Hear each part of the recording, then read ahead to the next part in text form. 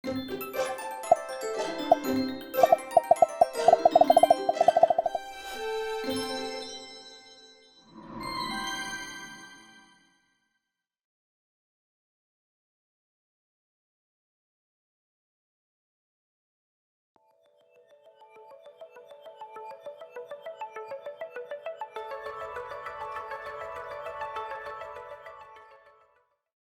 believe this kind of workshop, reading workshop, was conceived when I met Brooke and Frank in Singapore and read together the Zhuangzi with Guoxiang commentary at NTU in Singapore. And we really enjoyed reading Zhuangzi. And when Frank left NTU for University of Hawaii, he organized first reading workshop to read parts of the Zhuangzi other than the inner chapters. That I would like to emphasize, other than inner chapters. Since I was immersed into the Zhuangzi in my MA course, I have read the entire Zhuangzi over again, from the inner chapter all through to the last chapter with various commentaries, with various people before the reading group. But I never thought that this kind of intensive reading across fields and topics would be possible. That's why I thought the third meeting is necessary to come back to us. Chapter 14, Tianyun, the last of the three so-called heaven chapters, was originally assigned to Hans-Georg. I must thank him for giving up presenting this chapter, and also Sonia Ildi, her priority to me. It turns out that there was really no time to prepare something brand new this time. And thankfully, Scott gave us an overview of the whole chapter of Tianyun. So I feel kind of comfortable to focus on how Yellow Emperor Huangdi portrayed in the Zhuangzi first. That is my first point. And then move to the unique part. Chris actually left the part of this Tianyun chapter as a unique among a lot of periscopes, and without explanation why it is unique. And thank you for Scott and so many people. I should show my gratitude. So I will talk about the Huangdi part first, and then move on to the music story part, uniquely appearing in this chapter. And I would like to give a presentation on topic.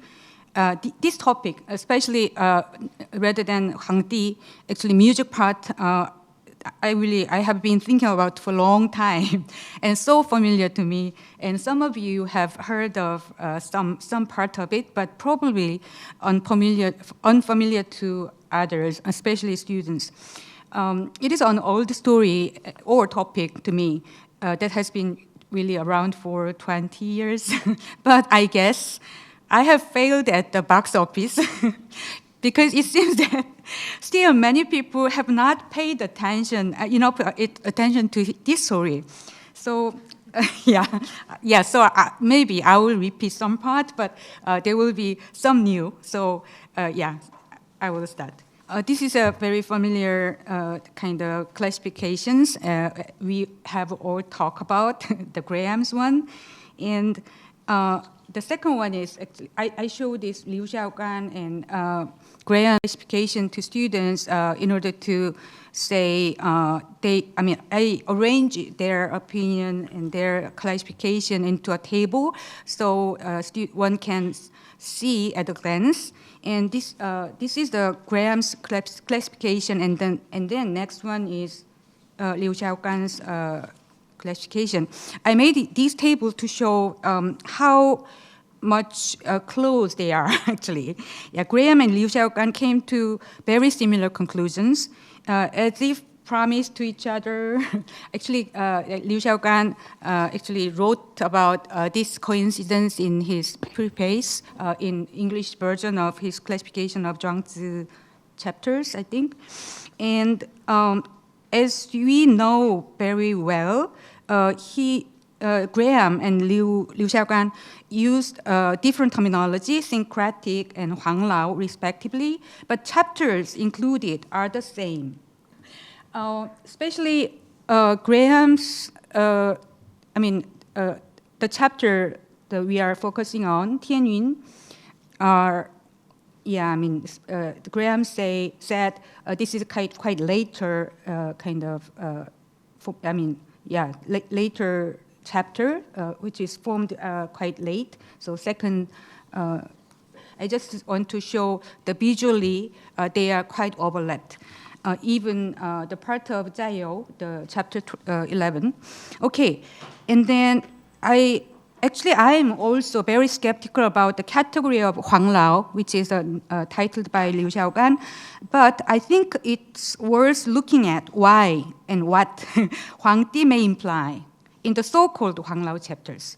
That is one first point I would like to say. So in the Zhuangzi, actually, Huangdi, the word Huangdi and the figure of Huangdi appear quite widely and not limited to so-called Huanglao chapters. So because so far we use seed text much, so I just used the seed text, the terminology matches and paragraphs, but I added the count of the chapters. So there are 35 times 35 appearance in the whole Zhuangzi, and then 19 paragraphs. 19 paragraphs means that 19 different stories and 13 chapters. And then comparing to even later Han literature, there are quite a lot of appearances in the Zhuangzi, appearances of Huangdi in Zhuangzi. So only exception is Guanzi. And then in the Guanzi, in the Guanzi, even the kind of related to the story, which is related to music, occur. So anyway, and then Rishu Chunqiu, you can see the actually number, the counting is decreasing over time rather than increasing, which is, I think, contrary to our kind of impression, right? Our assumption is the Huanglao was that Huanglao, or talking about Huangdi, formed in the later Han times, but which doesn't seem to be exactly right if you compare this count. And then He Xiangong, we may think that we actually talked about He Xiangong is kind of belong to or connected to Huanglao, but which it doesn't seem to be right. Maybe they share the kind of idea of maybe bureaucratic Laoism, but He Xiangong didn't mention Huangdi at all. And so if you find the Huangdi in the Zhuangzi, then actually there are quite dispersed in a sense. Not only YPN and outer chapter and miscellaneous chapters, actually, yes, you can see that. Although actually the so-called Huanglao chapter has many appearances, Huangdi, exception for the Keyi, but actually if you see each occurrence, each paragraph, actually the frequency of Huangdi is actually, more occurrence found in transmit school, so-called transmit school. So I would like to back to the first page, because I would like to say, I will not really say in detail, but the reason why I put Yang Shengzhu on the front line, the first line is, although in the Yang Shengzhu there is no the word Huangdi occur, but there are some related passage there.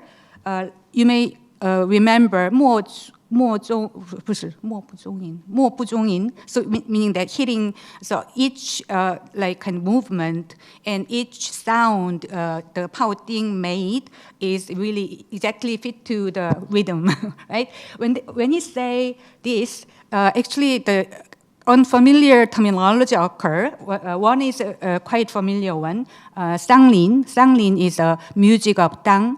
But what is Jingshou? Jingshui, Jingshou, sorry. Jingshou, actually the old commentator Sima Biao said this is related to Xianchi. We don't know because there is not much research. But anyway, early commentary talk about some music appeared in Yangxiongzu, which is related to Xianchi. Anyway, so we'll move on.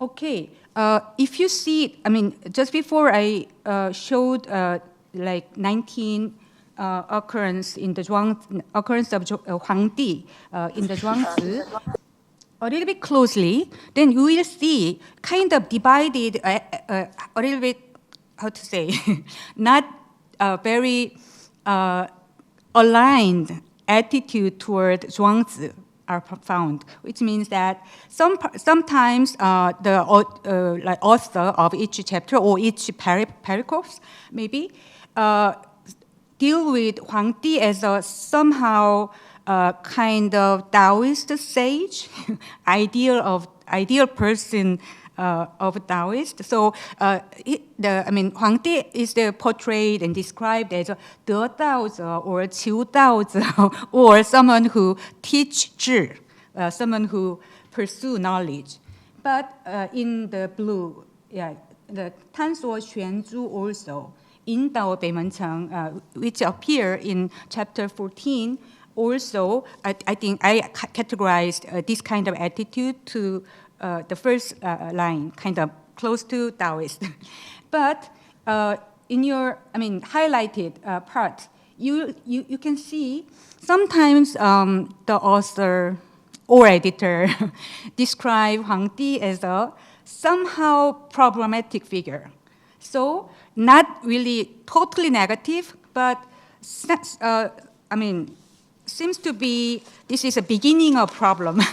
So beginning of governing and beginning of problem. So that's why first time, because of Huangdi, first time, those kind of run-eat, those kind of human morality, like bound or interrupt like human beings, something like that. So these kind of attitudes are also mixed, appearing mixed. So you can see it is not that, sorry.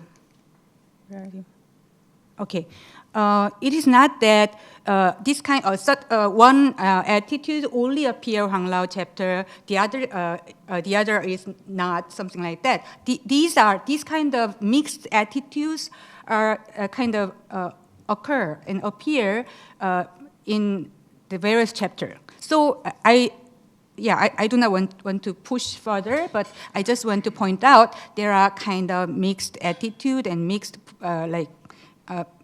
mixed. But maybe we can go back to check.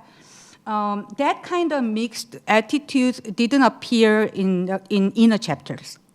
But outer chapter and the miscellaneous chapter, they sometimes project Huangdi as an ideal person, Taoist sage, but and then turn the position and then criticize a little bit. But criticism is not that severe. Talking about, they portray Huangdi as a somehow in between, the person in between, let's say, like natural world to humane word. So let me see. Okay, so this is not my very firm conclusion, but we can say that, in the Zhuangzi, Yellow Emperor Huangdi seems to be invited to talk about sage-like figure, but on the borderline between Confucian and Taoist thinkers, I think. And then, I don't know, but why, because my research started from my curiosity, why Xianchi music is adopted to talk about ideal music of Taoist. So And then why Huangdi? And then I found it, dig further, and then this is my kind of like temporary kind of conclusion. I guess I don't know, but the author of Xianchi music, he or she might think that this is an acceptable kind of maximum acceptable to anti Confucian reconstructionist. So meaning that I think the position of possible potential author of Xianchi music is not the ultimate or pure Taoist. So he seems to maintain kind of borderline between Confucian and Taoist kind of mood or mode. So I think it is good choice to serve the purpose of claiming to advocate higher ideas. We hold higher ideas while embracing Confucian ideas. So I would like to, later, I would like to show what kind of embracing Confucian idea occur, in the passages of Xianchi music. Okay, and all right, then, okay. But the Yanlu emperor portrayed in the Confucian text are different, especially related to music. Music reminiscent, so reminding us about Huangdi is hidden in whole Confucian text or overshadowed by Yao Shun's music. You may, so for example, I will show you like with table, so I just want to say the point and then move on. So sometimes they place the name of Xianchi, the title of this music behind so-called Winwen or Dajun or Dazhang. There are controversy. What is this old music? But I will just let you know. First, roughly saying, Winmen or Dajun or Dazhang are believed or connotated as a music of Yao. And then, as you know, Xiao music, Shun's music were really highlighted and really appreciated by Kongzi, right? And then, with Yao and Shun as a starting point, they just put Yao Shun as a starting point. And then no previous sage kings, which is handed down, their story are maybe the scattered around in many preaching texts, but they didn't mention. So, as you know, the Meisha said that, and Li Ji Zhongyong actually talk about Confucius, starting from Yao Shun. Okay. And then let's see the other texts. Almost all the representative texts where we can find the Sage King's music. They listed Sage King's music. But as you can see, for example, Zhou Li and Li Ji, these are representative texts talking about Sage King's music, right? But they do not say who is the maker, who is the music maker. They just say, just listed those kind of music, title of music. But as you see, because Huangdi was, Xianchi, the name of title of Xianchi appeared in, of course, other texts, not antique, maybe Confucian text or non-Confucian text, or anyway, Xianchi have been related to Huangdi. And then, but various, I think that intriguingly, they put, what I want to say is Classic itself, the editor of Classic itself, they put other title of music on the front, and then Xianchi later. And then Confucian commentator, they say why these kind of reverser occur, and then they say because Yao kind of recycle or reuse or remake this music, that's why it is first, something like that. So it's very, very funny kind of explanation has been handed down.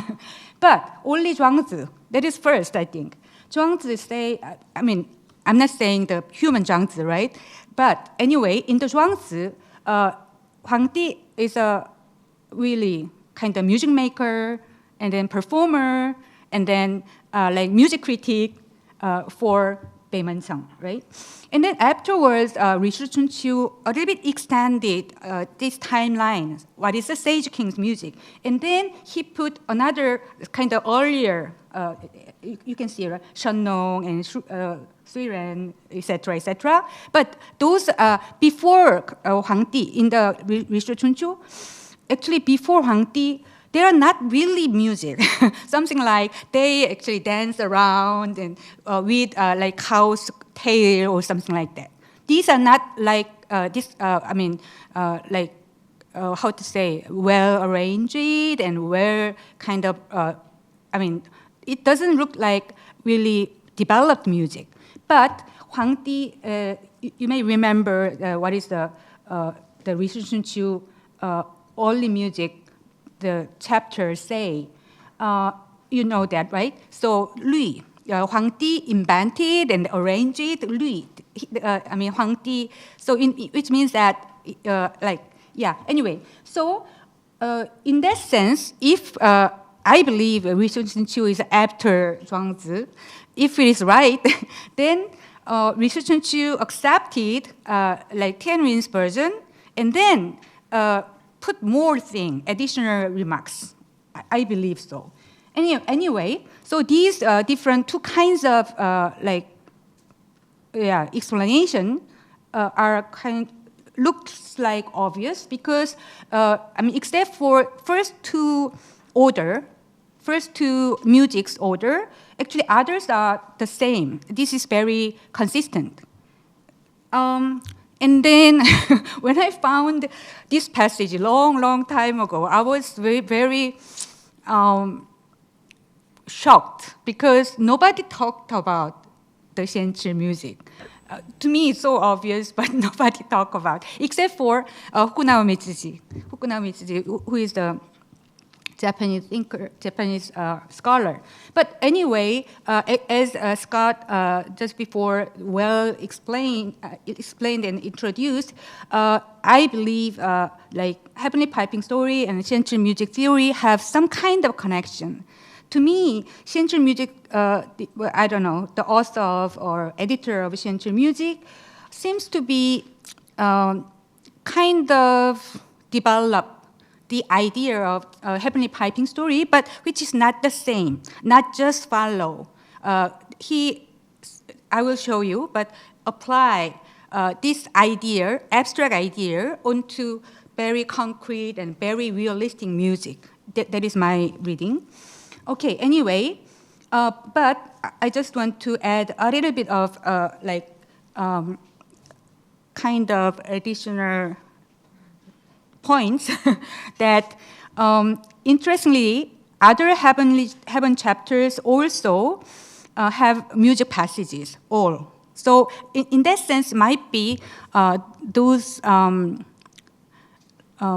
editor or authors of heaven chapter may have some kind of motivation to talk about Li Yue's ritual music, those kind of discourse, rather than, and then seems to have, but anyway, I will just very quickly skip.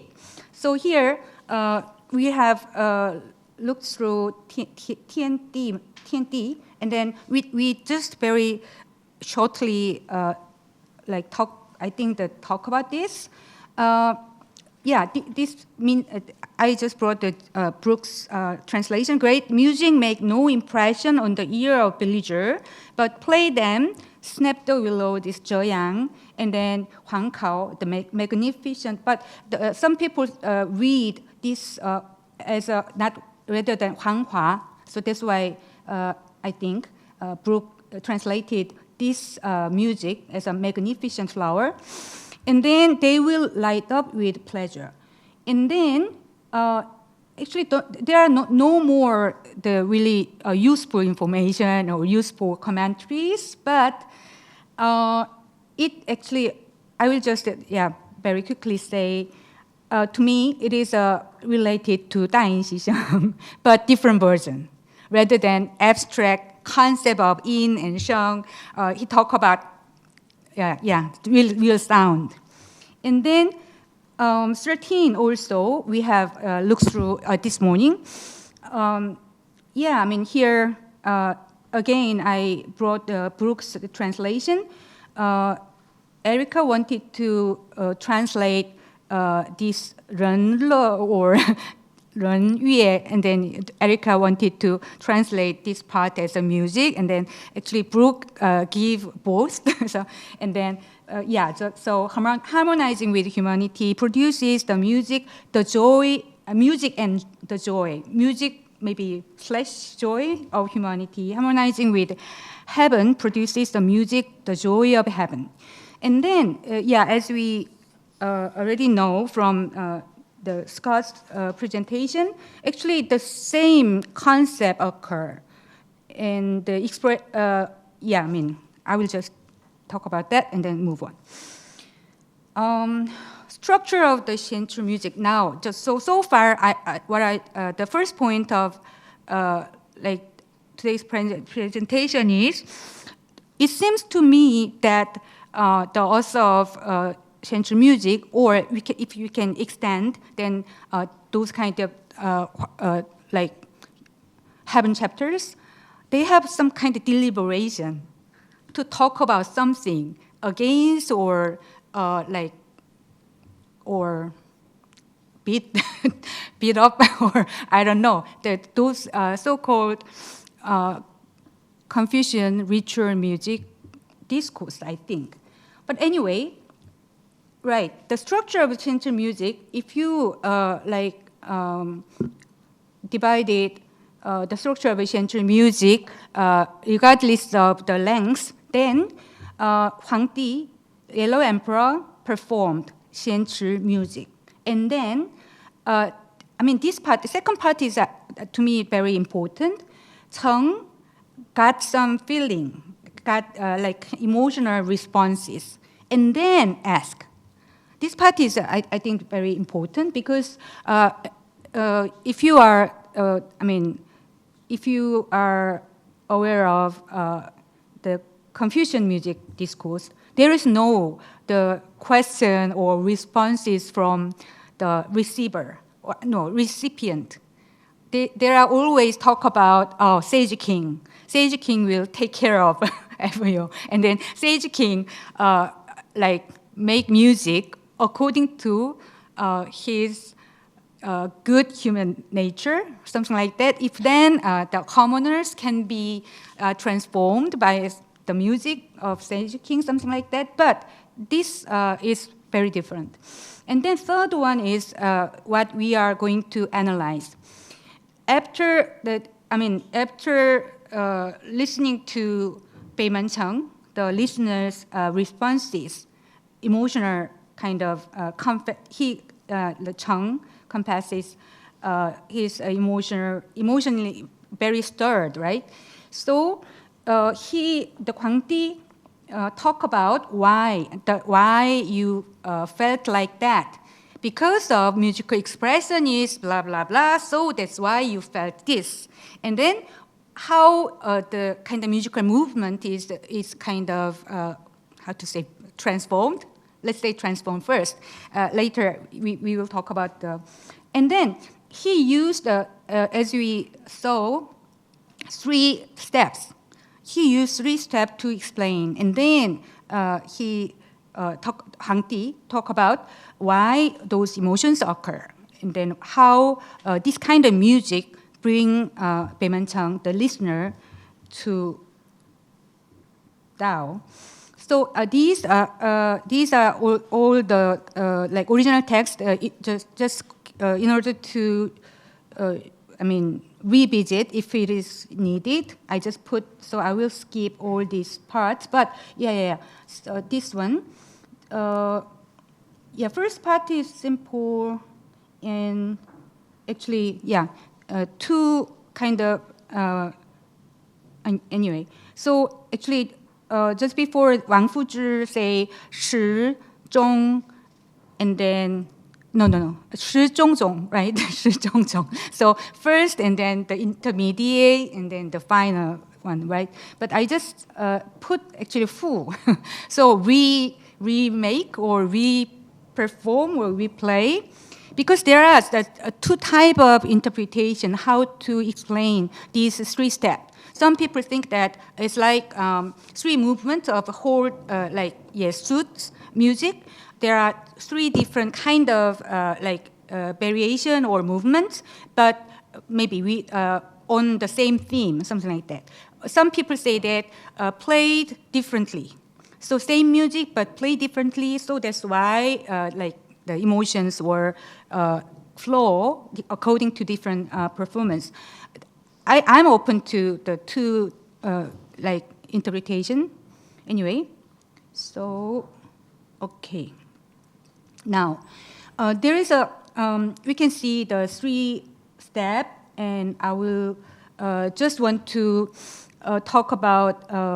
I believe the editor or editor of Xianchi music seems to adopted kind of three-step or triple, three-tiered arguments or development, which we can find, often find, repeatedly found in the inner chapter. So, 齐无论, 养生主, 人间事, and 大众事.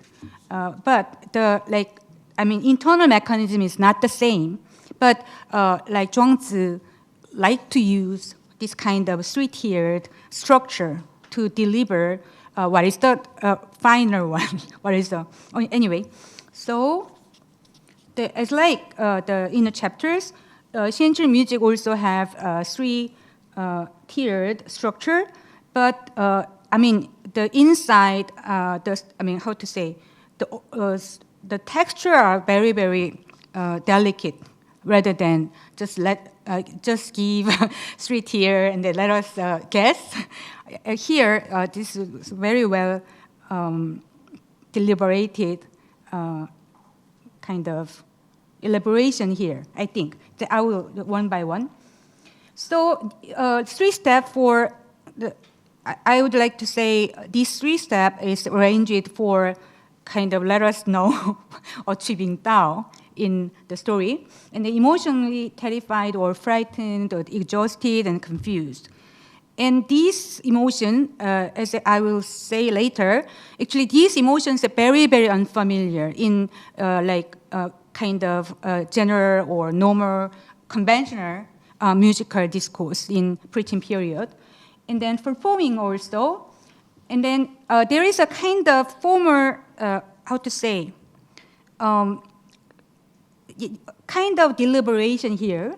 So always appear, in the variation part, level of variation part, he put Chang, constancy. But he elaborate the meaning of constancy. So, 所长无穷, 不足故常, and then 不足长生. So here, there is a kind of elevation, but elevation is not straightforward. Elevation is something like, to me, elevation is arranged as first and second are opposite. But third is not opposite, not contradictory to any. That is what I'm thinking of from this three steps.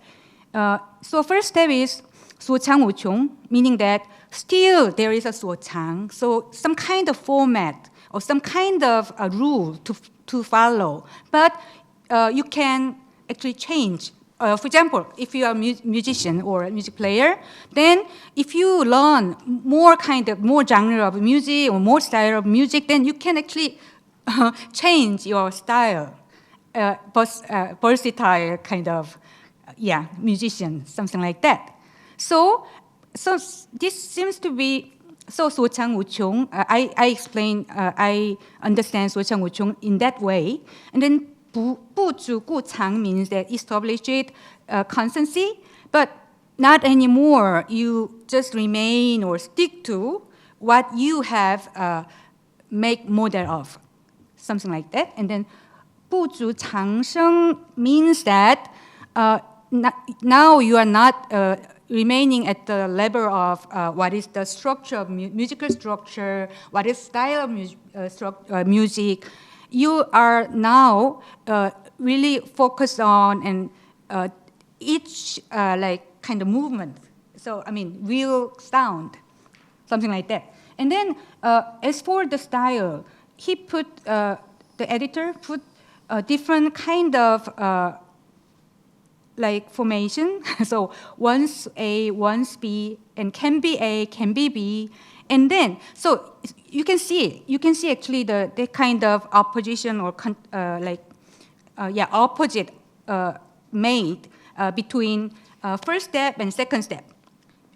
Once A, once B, or now A, now B, you are doing select the format, right? But second one is you are more kind of free from you. I don't know, my translation really deliver what I'm trying to say, but to me,能A,能B means that you are more flexible and free from certain kind of established style or established constancy. But third one is not, your play is not anymore of you, belong to you. I just play or perform, and then somebody say A, somebody say B. So it's not bound to myself. It's not my choice, something like that. Okay, anyway, so going on. And then I would like to contrast and compare what Central music want to say and what the Confucian music aiming at with these four categories, how to see emotion in music, and the musical vocabulary they use, and then the points, their view of how to see the relationship between music maker and listener. If we put music maker and listener in like Confucian music discourse, then which turns out that stage king and commoner. And then a function and aim or idea, musical idea, function of music and musical idea. All these four categories, we could see the different like direction or different inclination between Xianchi music and Confucian music. So I will very quickly go on, and then I hope get more feedback and questions. So emotion and music, I will not put. I already talked about that. Actually, these emotional vocabularies are very weird, right? Frightened and something like that. Yeah, I wouldn't say more. But you can see that in the Confucian music discourse, there is all kind of colorful emotion seems to be invited, but all the time they say, what is a good emotion? What is a bad emotion? So bad emotion is better not to have, better not to develop, something like that, right? Okay, so, and then, so as you see, I will not just read all these Chinese characters. I just want to, move on to the music vocabulary. Interestingly, no the expression of in appear at all. No in any type of in or pitch or those things doesn't really occur. But various vocabulary related to sound are really interestingly juxtaposed. And then new coinage for variations, different styles are attempted.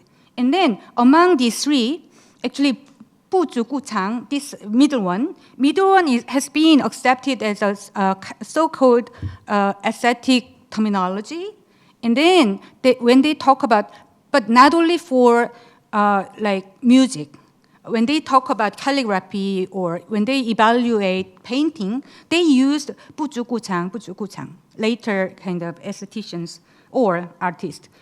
And then the editor overthrow hierarchy.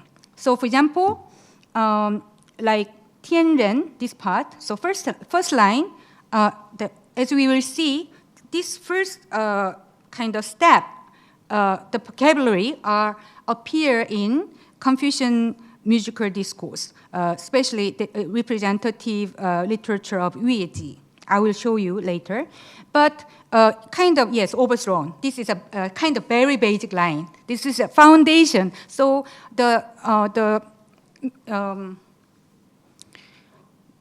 so author of Xianchi music doesn't deny we need music.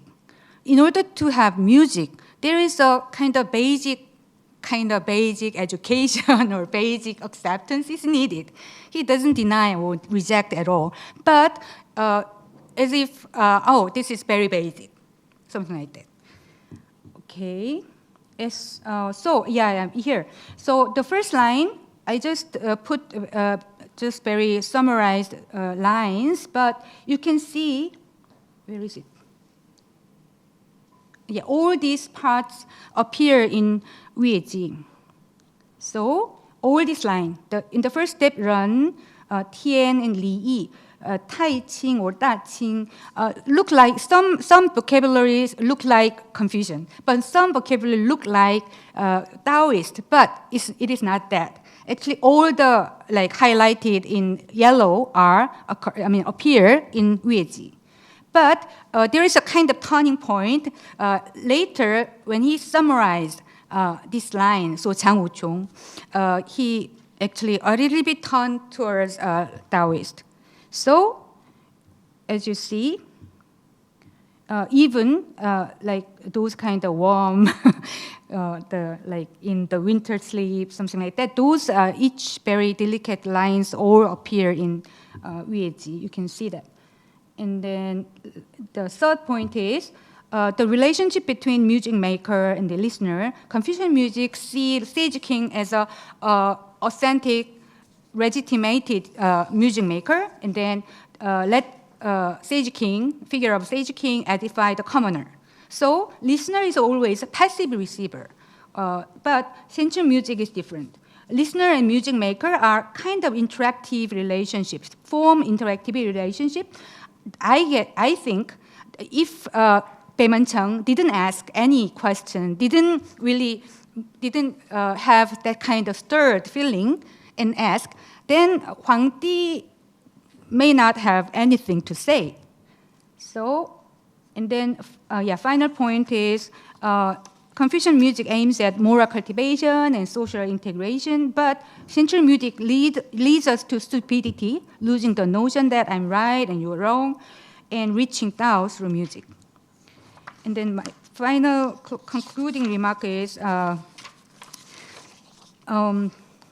wrote this very hasty, so I just want to say something else.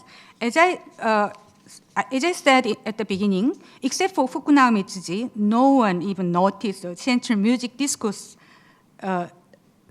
Discourse seems to be. Fukunaga Mitsuji's Geijutsu Runshu Ishu Lunji in 1978, I don't know how he got that idea. And then when I found this, his translation, I was really happy.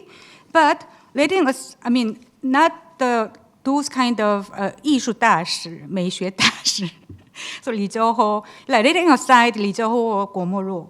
But even Xu Fuguan, who wrote the 中国艺术精神, didn't deal with Xianchi music or at all. And then Xu Fuguan esteems the Zhuangzi very highly in terms of Chinese aesthetic spirit and said that Chinese painting is the only begotten son of the Zhuangzi. 中国绘画是庄子的独生子. But when he talked about Chinese music or musical thought, he only referred to Confucius.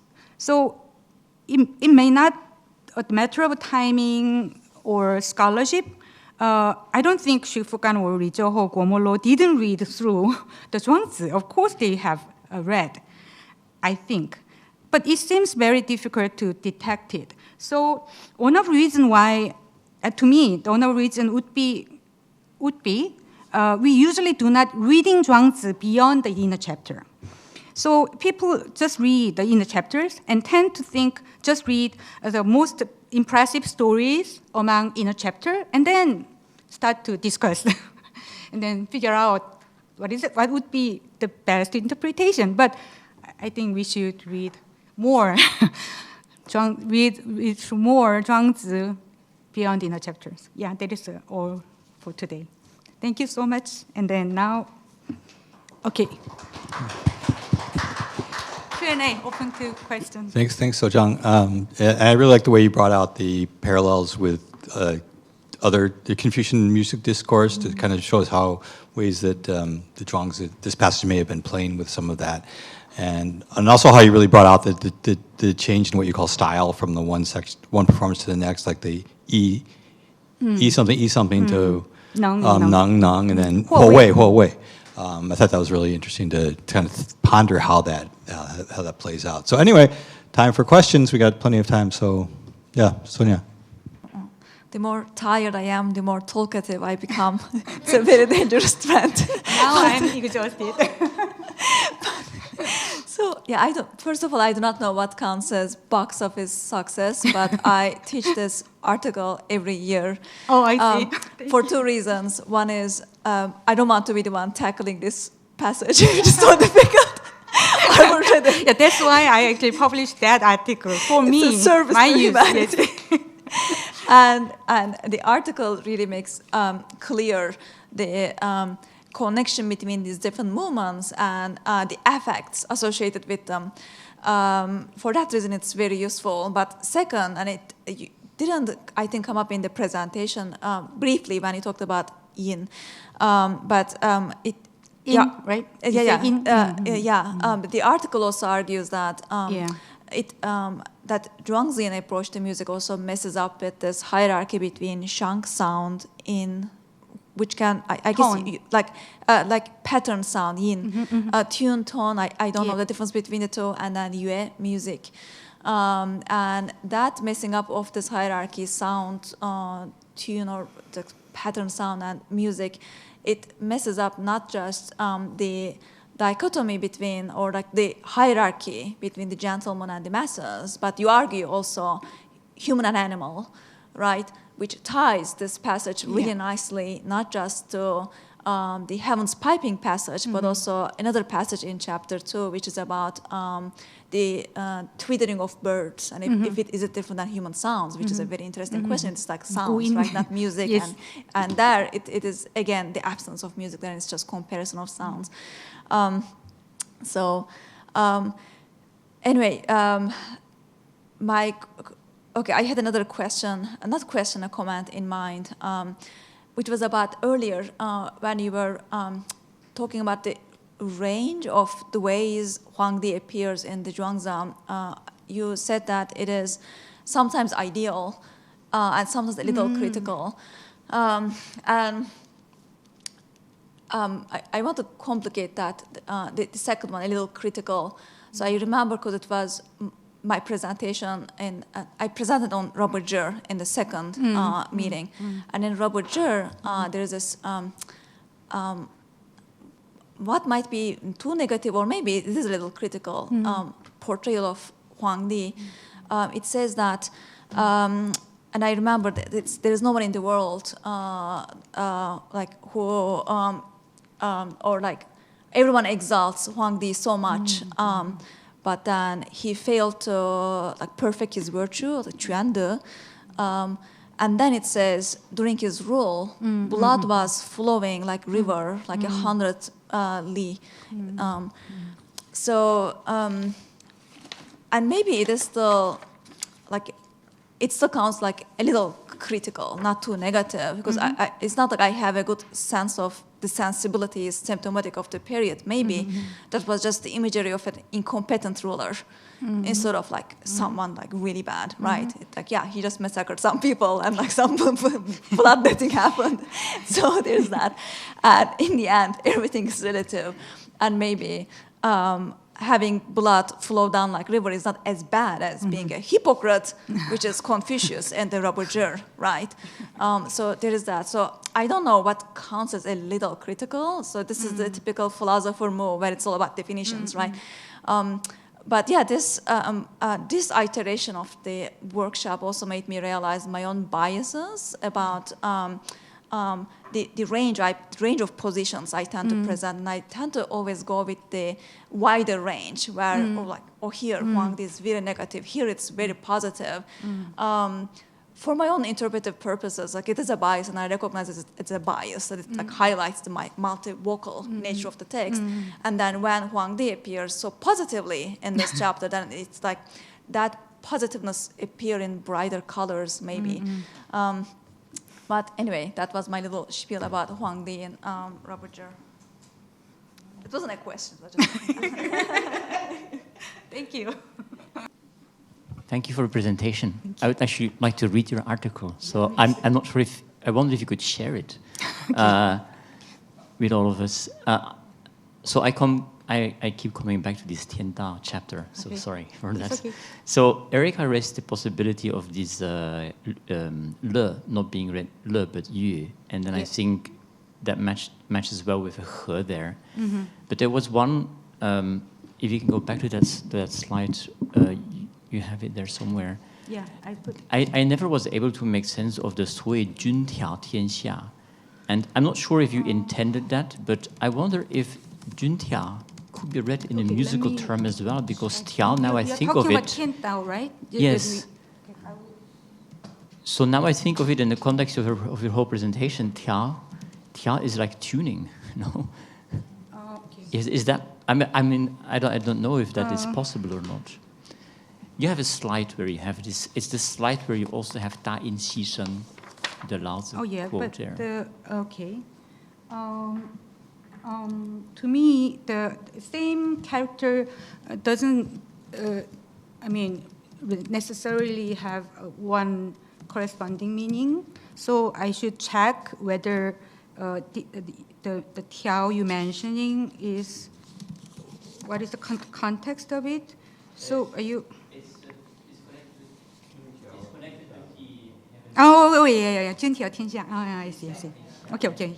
So tiao. Is that tuning? I don't know. Junta, I was never able to make sense of this. It's kind of a metaphor, but I don't know what it stands for. But when you see it actually in the musical context, maybe it is a musical metaphor. Yeah, I believe so. Yeah, I believe so. Yeah, I believe so, because the Jun is more like, later acceptance of meaning Jun is more like tuner. So. Yeah, 军中母 meaning that using kind of one string musical instrument, but which is not for playing music, but rather tuning. So, but this is later, of course, later acceptance. But Jun is actually very, of course, we cannot every time translate Jun as that kind of music metaphor, related to music metaphor, but here I think that, yeah. Jun is even, but you think of harmony.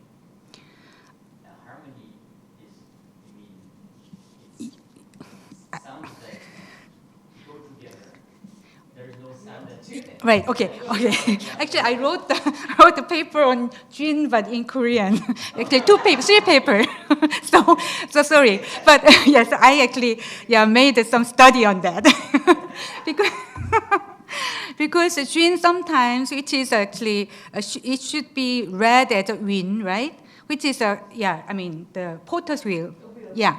So which is not just even balancing, right?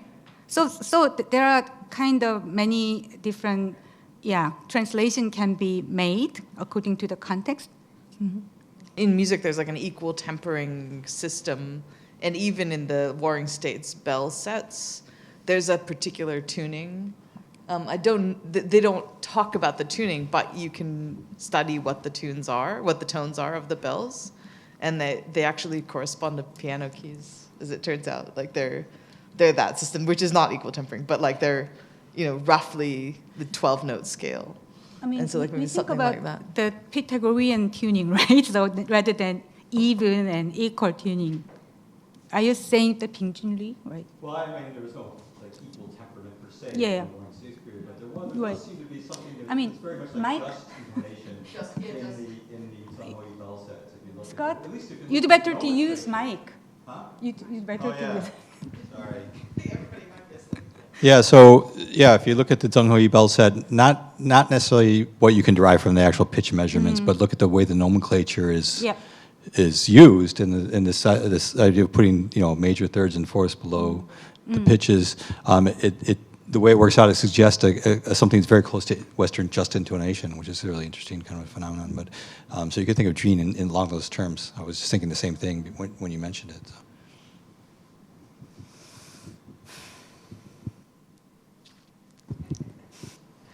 So I wanted to connect this to Scott's paper in a way, and I'm going to see if they'll allow me to share the screen.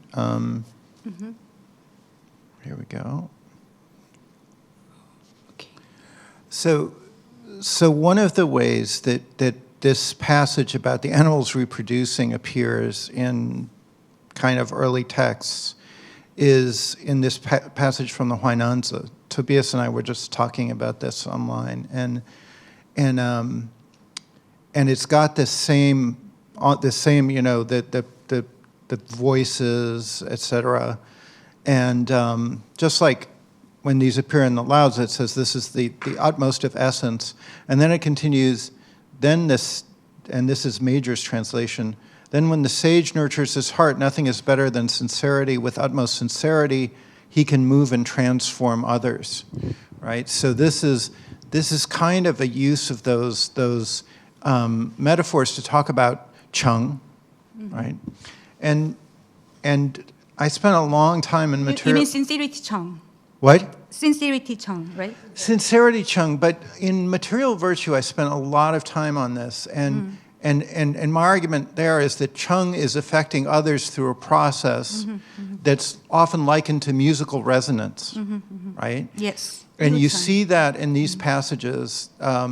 So Mozi talks about, causing others to become like oneself, which is like, having a metal bell sounding and a jade stone vibrating. And then the exact same process is talked about in the Mengzi, right? So this is also this famous passage, Jin Sheng Are You Zhenzhi, right? Yeah. Which is talking about the sage and the worthy and how the sage affects the worthy, right? And then it likens it to archery too. And then in 4A12, you also talk about Cheng in archery, and it says, the most, there's never been a person of ultimate sincerity that doesn't move others. And so this musical resonance that's going on between Huangdi, and the listener, is also, because he's a sage ruler, he's able to transform him in that way, and I think that here we have the same kind of metaphor about male and female kind of influencing each other.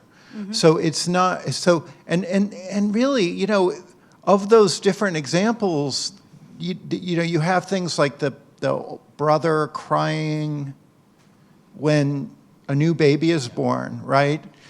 And that's not reproduction, right? Those are all examples of this type of mysterious action at a distance.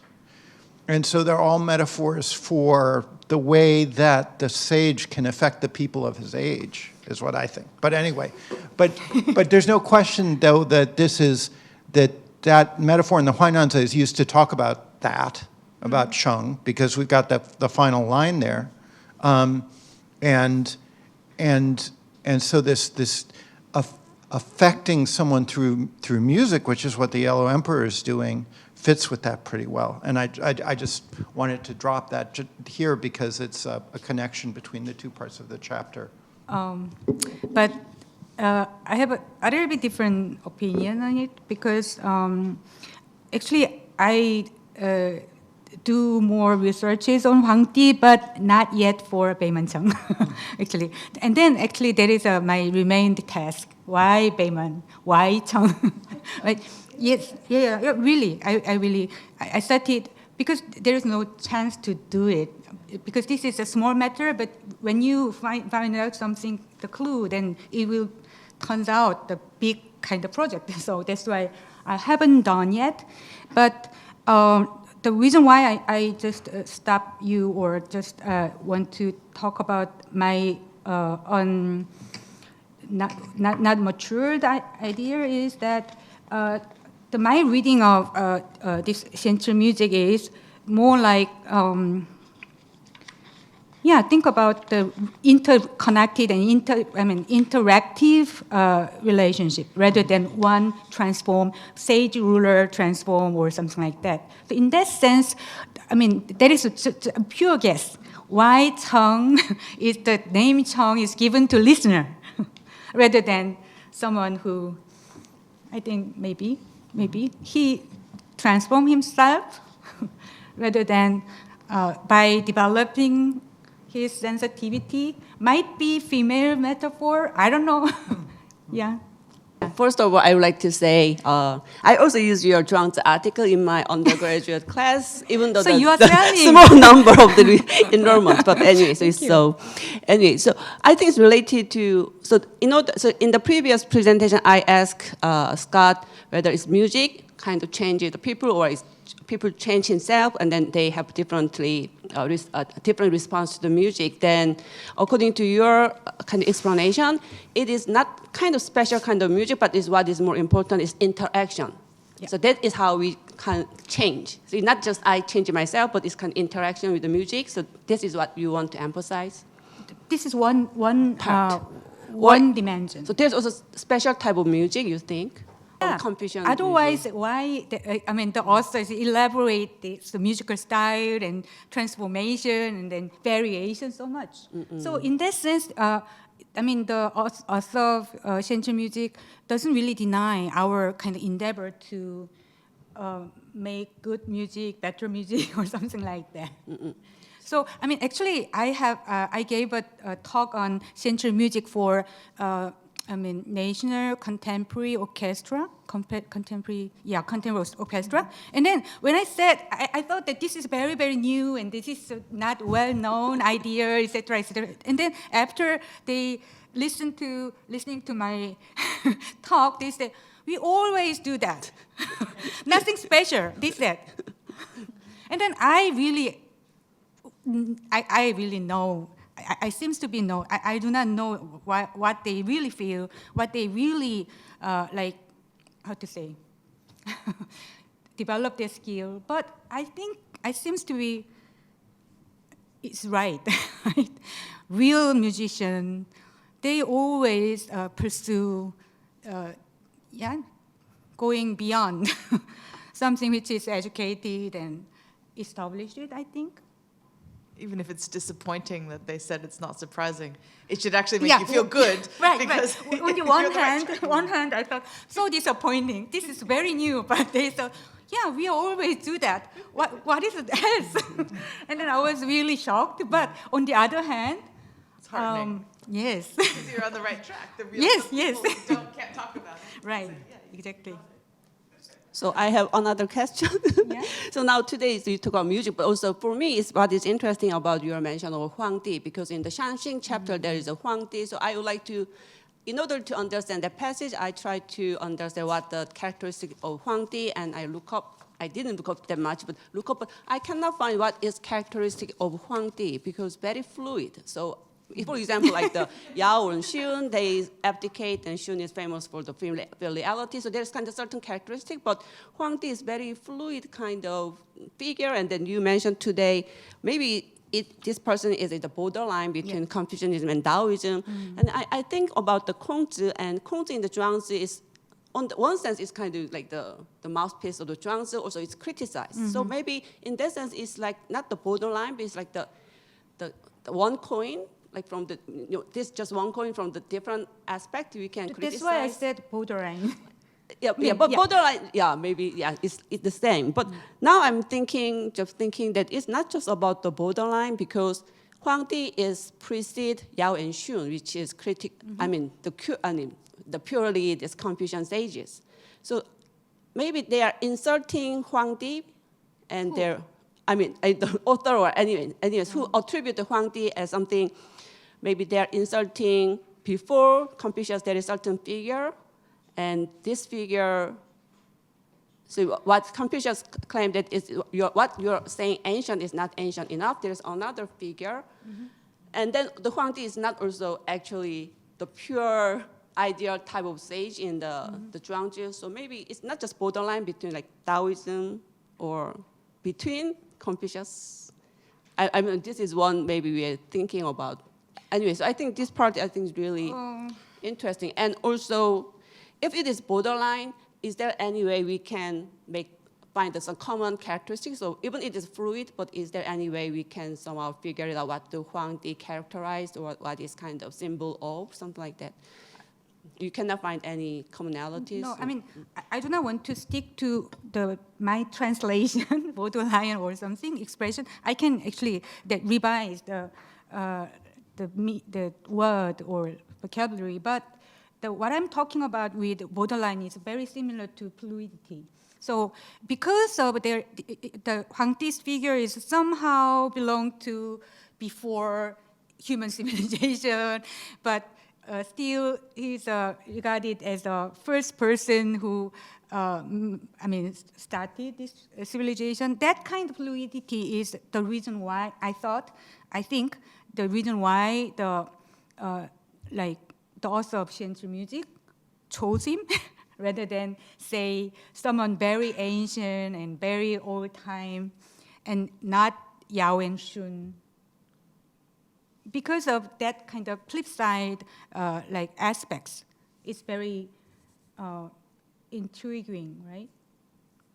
So I don't know what is the kind of contradictory between. Actually, contradictory. I think borderline is okay, but maybe you can make a more detailed or more nuanced kind of, then it may be captured better, because maybe just. Please tell me, and then I will adopt.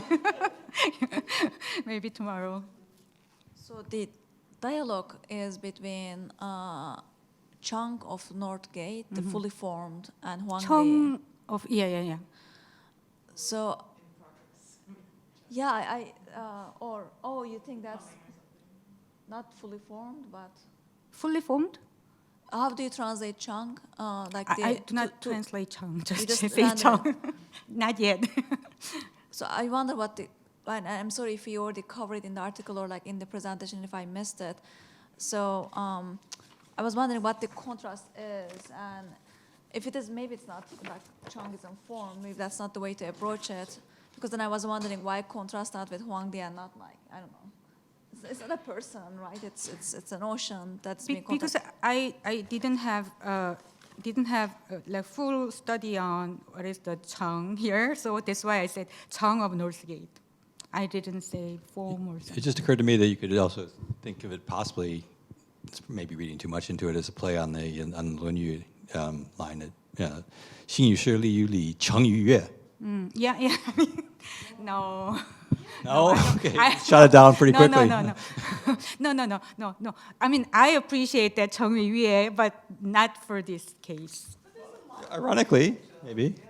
Oh, yeah, I will consider.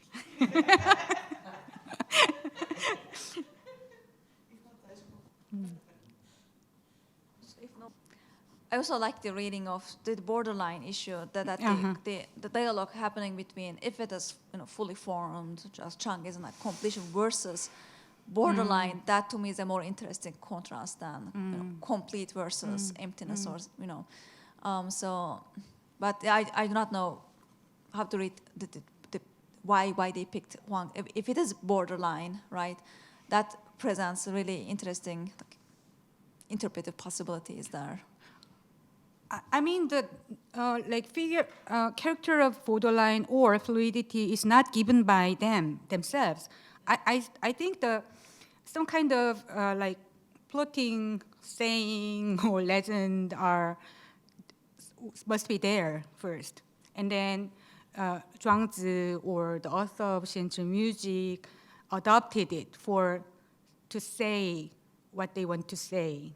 So I believe so. Because these, just before I show that Zhou Li and Li Ji, these are not really created or written by Confucius, right? So they were some kind of handed legend or story or history, which is handed down, and then because of rather than picking Yao and Shun, that is the point. Rather than Huang Di, I think. I think they're much better, rather than Shanong or other figure, Fuxi, these figures, I think. In order to talk about embracing Confucian or human civilization, but say something more, then why we pick up Shanong or Fuxi? Maybe Huang Di is the best candidate. The chapter in the Gujiang book about Huang Lao, right? So he has that, and he says that really references to Huang Di are no earlier than the Warring States period because it's an attempt by, people in the late Warring States in Qin Han to insert Huang Di before Yao and Shun, right? So, and that in a way is one way of kind of explaining the distinction that you were drawing between kind of Cheng as, for the Mengzi school, Cheng is one way, unidirectional, right? But then if this is Huang Di kind of, and this is kind of an insertion, even before kind of the Confucian sages, then it might make sense that you've got this bidirectional influence because it's a riff or a kind of attempt to, develop their own, a separate theory or a more kind of Tao-based theory of the way music works, based, so it would be slightly different that way. Maybe. But actually, regarding this Gu Jiegang's opinion or research, I'm not saying that the Huang Di was, or Huang Di story or Huang Di legend stood up before Warring State period. I just wanted to say, because 那篇大宗史 or I don't know, whether we can really adopt the commentary work on Jing Shou as one of movement of, or one of piece of Xianchi music. But anyway, what I wanted to say is, like the author of Da Zhongshi and Yang Shengzhu, they create new figure. That is my point. Yeah. And then regarding this Cheng in mentions, I think I missed some part. I didn't really clearly understand. Can you say one more time? Cheng in some, you related Cheng with mentions, right? Right. So in Hmong's, the Cheng is a process of affecting someone. I see. So a sage affects his people through a process that's likened to musical resonance. So Yanzipancheng, right? But that's what the Huainanzi says is going on with those other things. So those examples are examples of action at a distance, this kind of mysterious kind of way that things influence each other, older brothers know when they have a new child being born. Animals are able to connect with each other in the water, kind of, you know. So all those are examples of those things, and so I think that to some extent it fits with this discussion of Beimancheng being affected in the way he is by the music of the Yellow Emperor, right? So it's not, you know, whether there's a feedback loop of some kind or something like that. I see. But I think it's clear that there's in the universe of early Chinese writing about music, that type of influence that's in the last story would be of the same type of that type of kind of influence that's being talked about. In the same way that in the Hanshi Waizhuan, you know, the ruler plays the music and suddenly the whole universe is ordered, you know, all the animals march in the right way and things like that. And so I feel that that's going to be part of this. And it's not disagreeing with your presentation in any way. It's just trying to think about how these different stories relate to each other. Okay. So far, I'm trying to read Xianchi Lun without mystical kind of change or transformation, but rather I try to read Xianchi music as a kind of applicable proposal for us to understand music and what is music and how can we go deeper into music. So that's why I have a little bit make distance between those. For example, Shangshu, there is those Shenren Yihe, that part. That part is starting from Shi Yanzhi, that part. First part is very, very rational. But afterwards, concluded by Shenren Yihe, and then, Bai Shu Shuai Wu, these things. So animals, a lot of animals join and the dance together. That may have some, those kind of musical story, as you know, for example, in the Zhuangzi, there are a lot of those kind of story, right?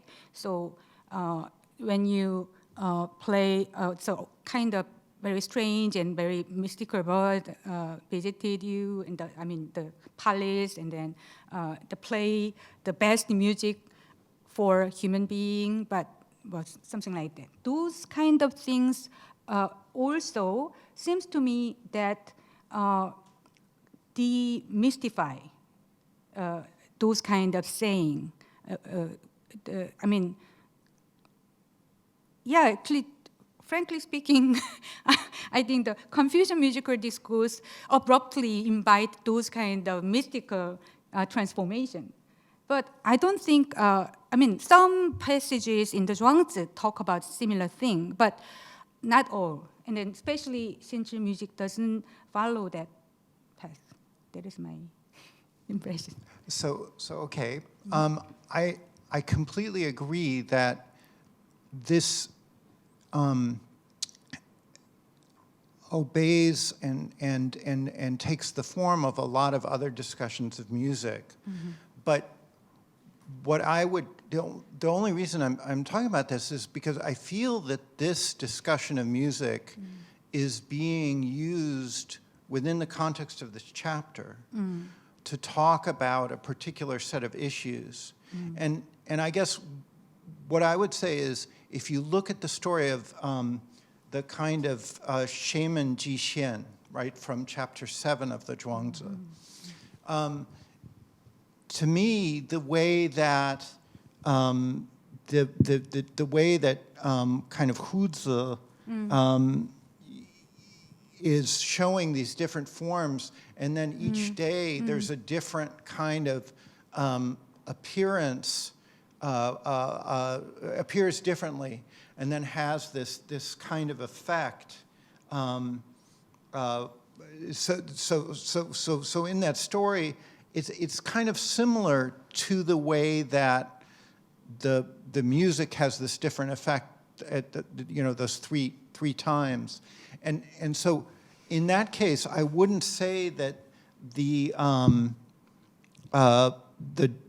different appearance or the physiognomy, right, that's being talked about in chapter 7 is not going to be consistent with other discussions of physiognomy elsewhere, and it's the same with the music.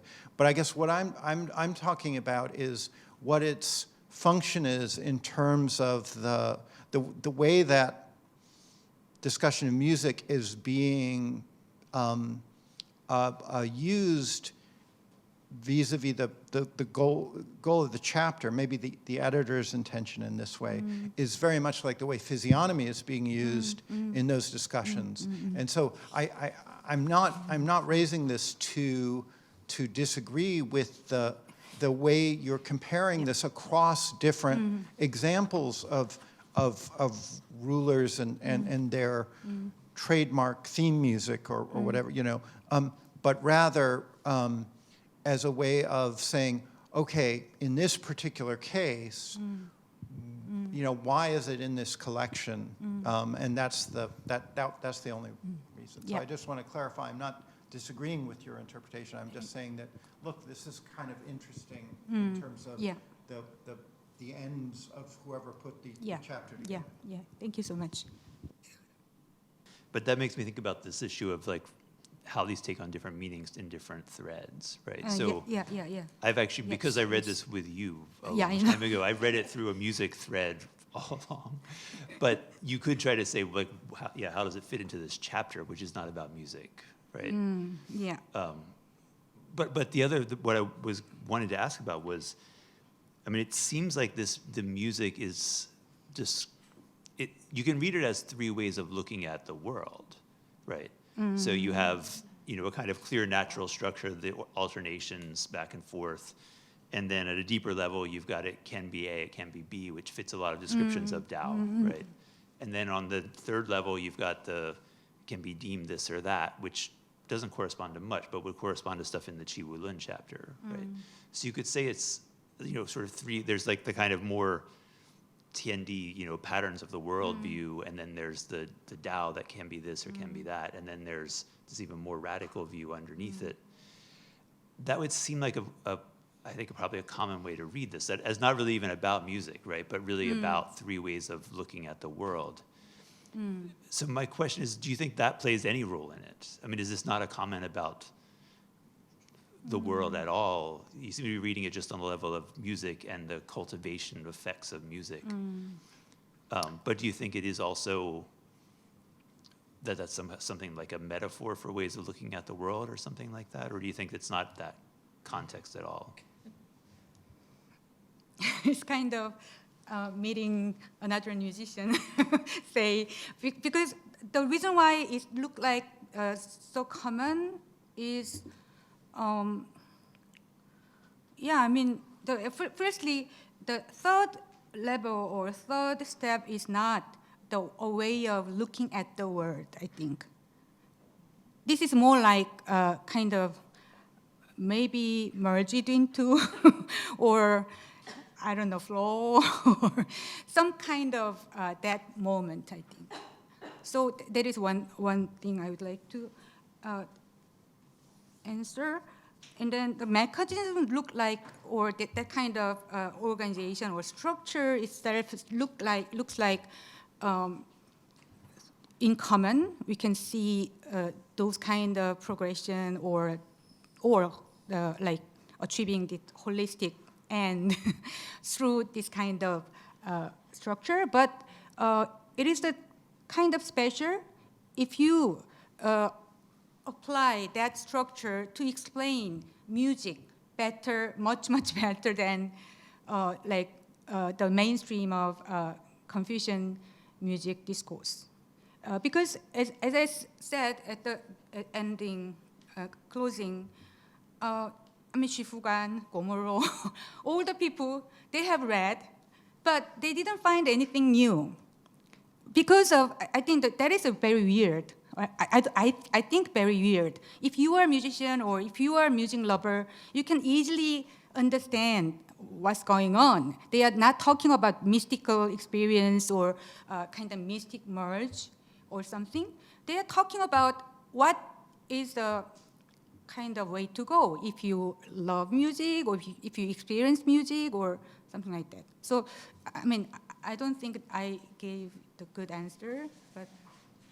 So it's almost the opposite direction. It's not that music's being used to illustrate this. It's these ways of looking at nature are being used to explain Yeah, kind music. of. That's why I said the inner chapter, we can see that kind of direction. But actually, I mean, that structure itself, mechanism itself is abstract. And then abstract things should be digested by real human being in order to apply or follow that kind of flow or path or something. So in that sense, I think I really appreciate this Xianchi music part because very nicely, it is not like kind of very deliberative applying or mechanic kind of application, but rather looks. It sounds like he knows music. So I kind of have a two-part question. First one is this Xianchi music like a single song, or is it like a genre or something? And then, yeah, I guess depending on how you answer that, I'll do my next.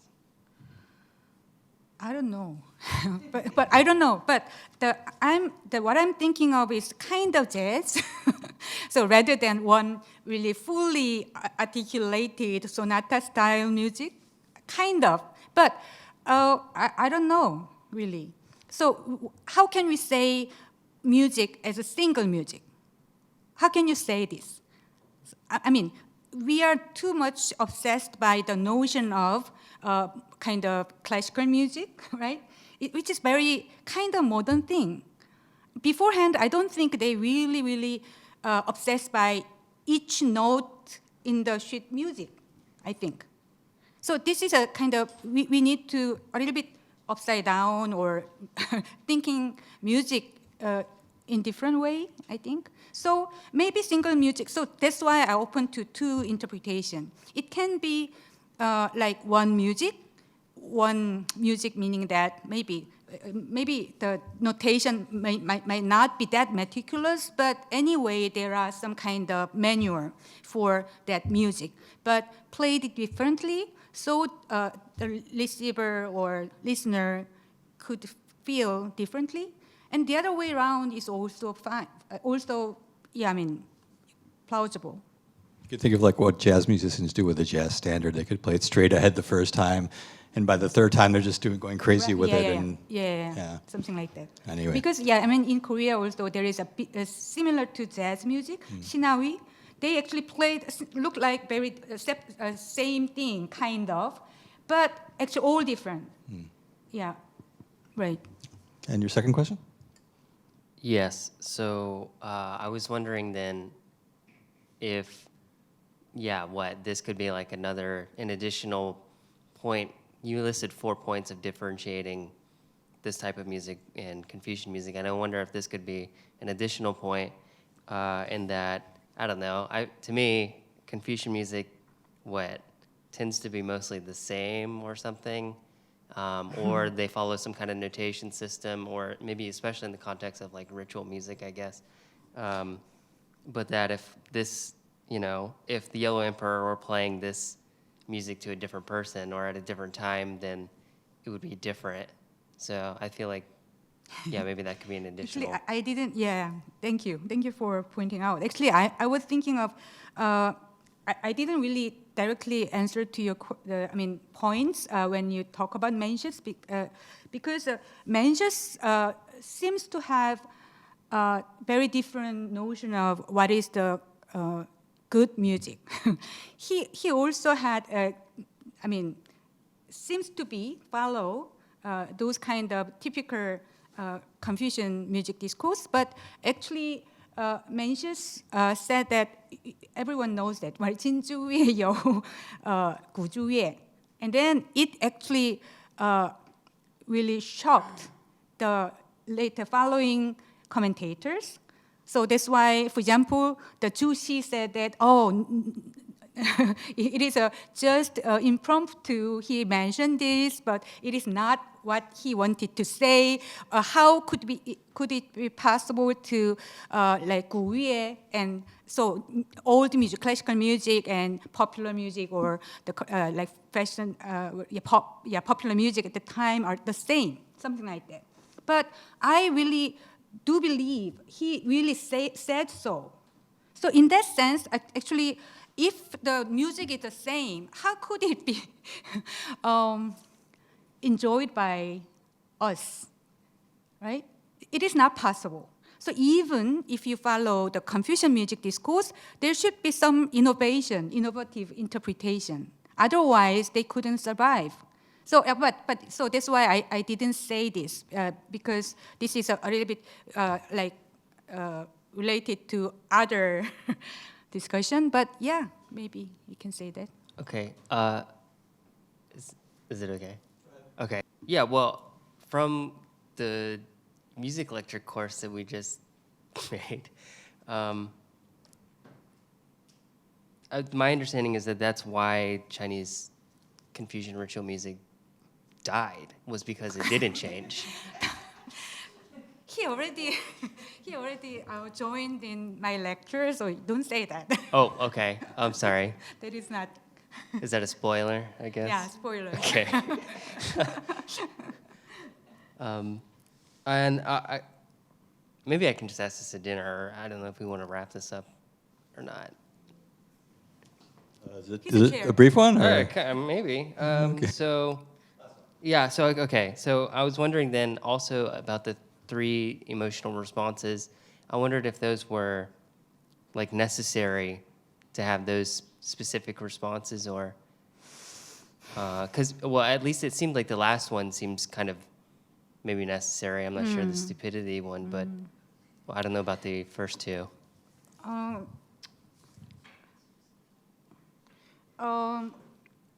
I don't think it is necessary to pick up specific characters, but kind of structure might be necessary. So that's why I mean, there can be many different translation about what is Qu, what is a Dai, right? But yeah, as you said, final stage should be kept, I think, like confusing. It's not just confused, right?